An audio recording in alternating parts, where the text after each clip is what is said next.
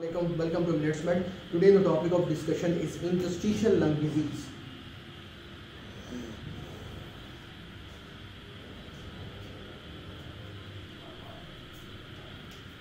अच्छा, एक चीज इसमें समझने वाली है वो ये है कि it is not single disease, it is a whole spectrum of diseases,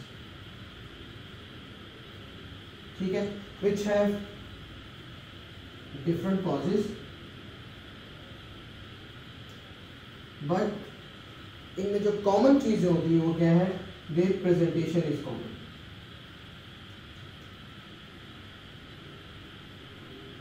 And another difference along with the difference of the cause is that they have different you can say a presentation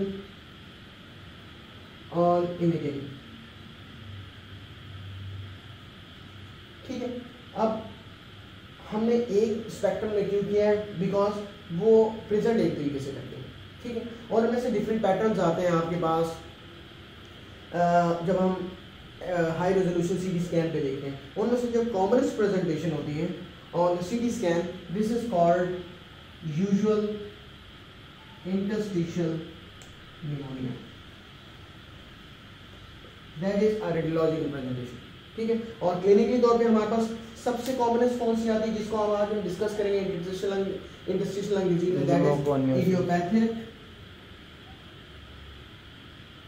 is idiopathic pulmonary fibrosis, ठीक है. अब ये इसकी खास चीज क्या है, जैसे एज द नेम सेज कि no cause is found yet, पर फिर भी हम लोग ये स्पेकुलेट करते हैं कि there are some risk factors और there are some causes that can lead to idiopathic pulmonary fibrosis. उसमें an infection, previous infection by Epstein-Barr virus, or a patient who has chronic gastroesophageal reflux disorder, ठीक है, or a patient that has any autoimmune disease going on, or any autoimmune disease.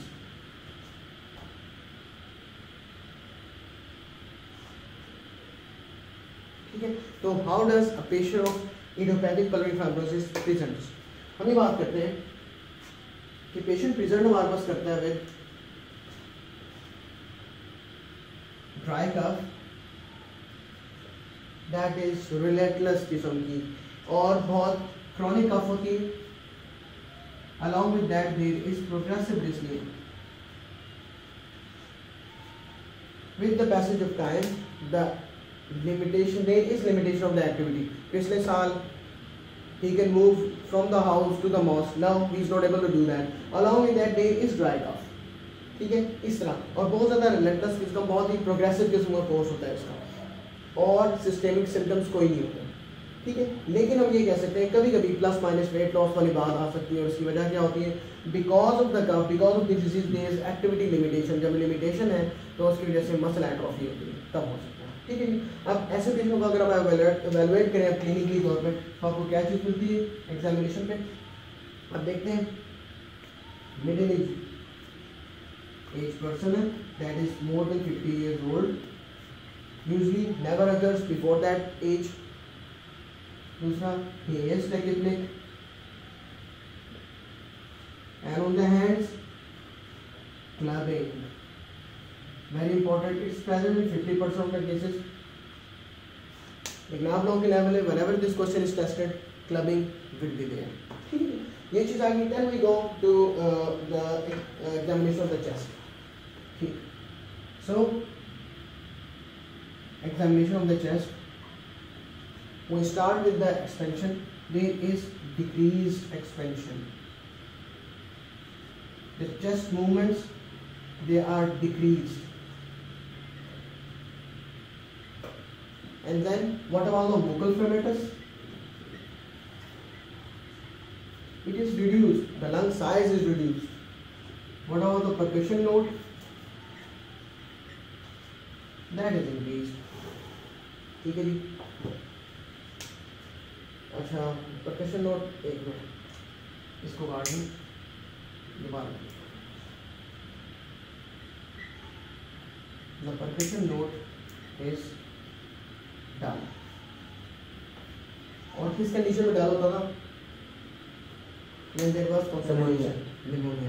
ठीक है, this is the second thing in which there is done. एक और condition दिया हमारे पास. ठीक है, नेक्स्ट हमारे पास आया था ऑस्कल्टेशन. ऑस्कल्टेशन में हम लोग देखते हैं वोकल रेजोनेंस. ठीक है, that is also decreased. And then we have bilateral fine and inspiratory cramps. और कहाँ पे ज़्यादातर in this disease we find it in lower part of chest. याद रखें, fine cramps हमें दो कंडीशन में मिलते हैं, heart failure and interstitial lung disease. Heart failure में पूरी की पूरी इंस्पिरेटरी फेज में आपको फाइन क्रैम्प्स मिलते हैं, लेकिन in interstitial lung disease only in the end phase of inspiration. ठीक है, यहाँ जो हमारे पास आ जाता है तो हम इन्वेस्टिगेट करते हैं पेशेंट को. इन्वेस्टिगेशन करने के लिए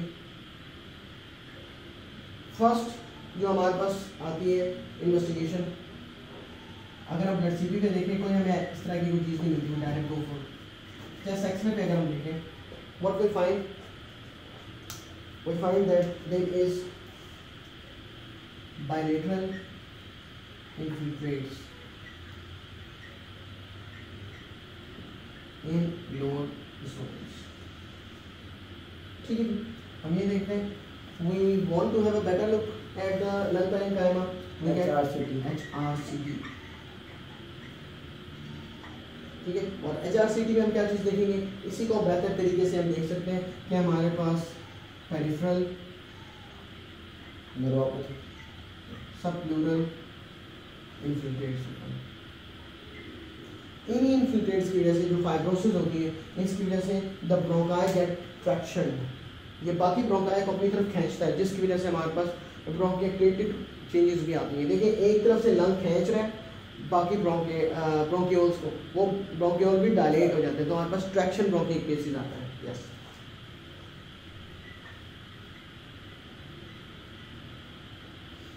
देख बात कैपेसिटी हो गया. नाउ व्हाट वी डू, हम ये करते हैं आर्टीरियल ब्लड गैसेस. इसमें क्या चीज़ मिलती है, we have decrease the partial pressure of oxygen and decrease or normal partial pressure of carbon dioxide, which is called type 1 failure. type 2 type 1 type 2 में क्या होता है, आपके पास PCO2 बढ़ गई, PCO2 बढ़ जाती है.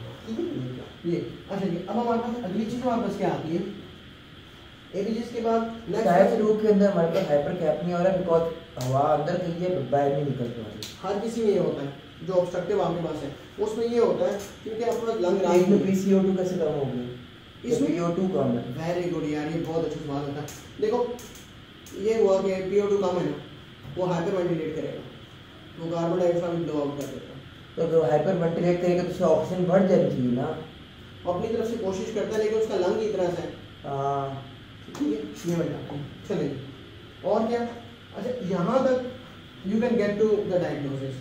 ठीक है, कभी कभी in all the interstitial lung disease, जब पूरे स्पेक्ट्रम की बात करते हैं, हम यहाँ पे नहीं आते, तो there are 2 optional investigations that are not necessary, लेकिन you should know the names. कि हम दो चीज़ कर सकते हैं, एक है bronchoalveolar lavage, we instill 50-60 ml of the fluid through the bronchoscope into the bronchi, then मतलब just plunge it back ना, हम उसे वापस लेके आके उसको हम कल्चर करके देख लेते हैं, उसको देख लेते हैं उसमें हमें क्या मिलता है.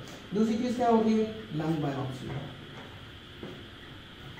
लेकिन these two are seldom necessary in the case of idiopathic pulmonary fibrosis.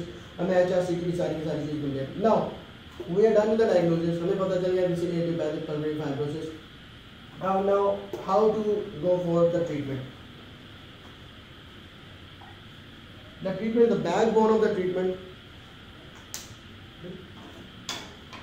is steroids.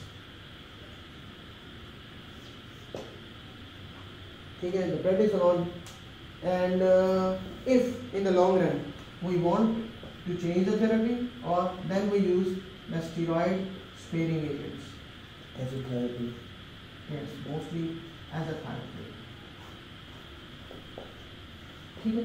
Then AZT वही ड्रग है जो उसमें भी इस्तेमाल करते हैं. वही है जो IBD में भी यूज करते हैं. बाकी नहीं, AZT वो कुछ और है जिसकी आप बात कर रहे हो. HIV में भी हम AZT इस्तेमाल. वो AZT और होती है. NNRTI वो कोई चीज़ है. ये AZT जो है ये एज अ थेरेपी. ठीक है. मैं बस इसी चीज़ के ऊपर कंफ्यूज था पहले दिन से. ठीक है. अच्छा, there are other some failed therapies that have been used before. Last में बताता हूँ. मेरी याद रखिएगा, स्टीरॉयड हो गया, स्टीरॉयड स्पेरिंग एजेंट्स हो गए, and then oxygen therapy, ambulatory. घर में लोगों को ऑक्सीजन सिलेंडर या हम बाकी ऑक्सीजन सप्लाई कंटिन्यूस देनी पड़ती है. This is the way. बाकी एक और स्पेकुलेशन थी कि there was a drug that was anti-fibrotic that can reverse whatever has done before.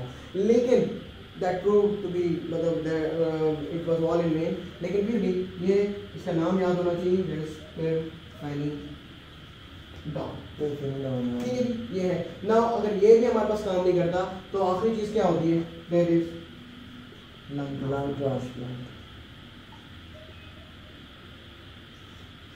बाकी there were failed therapies in the past.